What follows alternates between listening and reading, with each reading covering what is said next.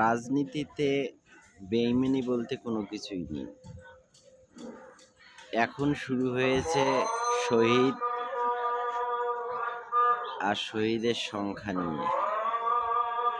বড় বিষয় সেটা না, মুগ্ধ বেরিয়ে আসছে বা আবু সাইদ মারা গেছে কিংবা আরো অন্যকে মৃত্যু দেখিয়ে যে এই স্বৈরাচার সরকারের পতন হয়েছে, এইটাই বেশি পাওয়া।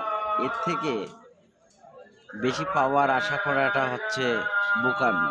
কারণ একটা দাম্ভিক সরকারকে পতন ঘটানোর যে কোনো ওরা যে মিথ্যা অভিনয় করে এতদিন টিকে ছিল, তার বাস্তব প্রমাণ মেট্রো রেলে ৩৬০ কোটি টাকা লাগবে, ১ বছরে ঠিক হবে না।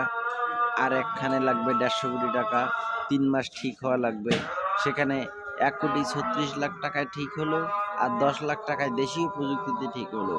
ঠিকই মেট্রো রেল চালু হলো। তাহলে বোঝেন ওরা দেশটা কিভাবে লুটপাট করে খাচ্ছিল। আর আপনারা সেটাকে বানোয়াট বানিয়ে মুগ্ধ বেরিয়ে আসছে, অমুক বেরিয়ে যাচ্ছে, তমুক বেরিয়ে যাচ্ছে, এটা ভাবতেছেন। আর এই গণ অভ্যুত্থানের আসল চেহারাটা কে দিয়েছে, কে বেশি ভূমিকা পালন করছে, কে বেশি ভূমিকা পালন করে নাই, তা নিয়ে আপনাদের যে মতবাদ, এটা দূর করেন। আপনারা আলহামদুলিল্লাহ পড়েন যে স্বৈরাচার সরকারের হাত থেকে কথা বলা মানে স্বৈরাচারের সরকারের হাত থেকে রক্ষা পেয়েছি, মুখের বাক স্বাধীনতা ফিরে পেয়েছি। অনেকেই আছে ফেসবুকে অনেক কিছু লেখার চেষ্টা করেছিল, লিখে আবার মুছে দিয়েছে, না জানি কোনো বিপদ হয়। আবার দেখুন এই যে লুটপাট, তারপর রিজার্ভ ফান্ড থেকে অর্থ হারিয়ে যাওয়া, অনেক ব্যাপার, এগুলো মাথা দিন। এগুলো থেকে রক্ষা পেয়েছি আলহামদুলিল্লাহ। এখন সবাই মিলে দেশ গড়ব।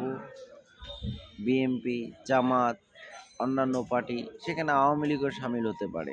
হ্যাঁ, তারা জাতির কাছে ক্ষমা চেয়ে সামিল হতে পারে। ক্ষমার ঊর্ধ্বে কেউ নেই। ক্ষমা করার জন্য মানব জাতি সবসময় প্রস্তুতি গ্রহণ করেই থাকে। ক্ষমা চেয়ে তারা রাজনীতি করবে, এটা কোনো ব্যাপার নয়।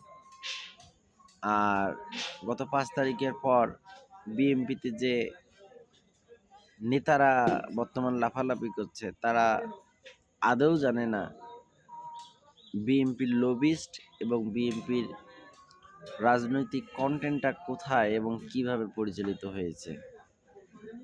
আশা করব আপনারা আমার কথাটা বুঝবেন